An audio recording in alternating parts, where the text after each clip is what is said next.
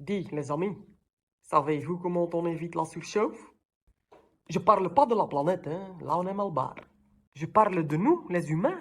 Eh ben, c'est grâce à la transpiration qu'on évite la surchauffe. Bon, pour l'odeur, c'est pas toujours top. Là, la nature peut faire encore un peu de progrès. Heureusement que l'homme est là, hein, pour améliorer la nature. Un de ses progrès révolutionnaires contre l'odeur de la sueur, c'est le déo. Le premier déo était inventé par les Américains et il s'appelait Mum. Maman, qu'est-ce que tu fous là? Pauvre Mum. On la mettait partout où ça sentait pas la rose. Sous les pieds, sous les bras. Heureusement, pour Mum, en 1930, on passe au roller. Pas roller skate, hein? Roller déo.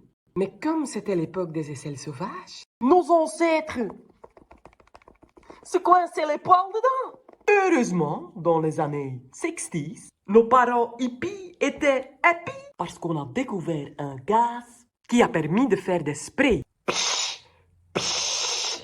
Ils se spruchaient les aisselles en dansant sans se coincer les poils dedans. Sex, spray and rock'n'roll. Hélas les gars, 25 ans de sprouch plus tard, c'est la cata. On découvre que ce gaz CFC fait un trou dans la couche d'ozone. Du coup, on remplace les CFC par les HCFC, et puis les HCFC par les HFC, et là, ouf, on raccommode le trou dans la couche d'ozone. Du coup, on met des gaz HFC partout, dans les déos, les aircos, les frigos. Hélas, 16 ans plus tard, les HFC n'abîment peut-être pas la couche d'ozone, mais c'est pire. Ils forment une serre géante autour de la Terre et ils réchauffent la planète.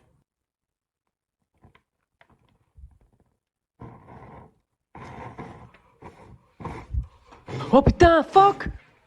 Purée, t'as remarqué?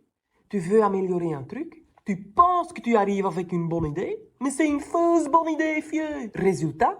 Tu te crées un problème qui n'existait pas et tu penses que tu trouves une solution à ce problème? Mais c'est une fausse bonne solution, vieux! Et tu te crées encore un autre problème. Et ça devient de pire en pire. Moi, je trouve que ça sent le gaz, notre manière de faire. On devrait réfléchir 2 fois.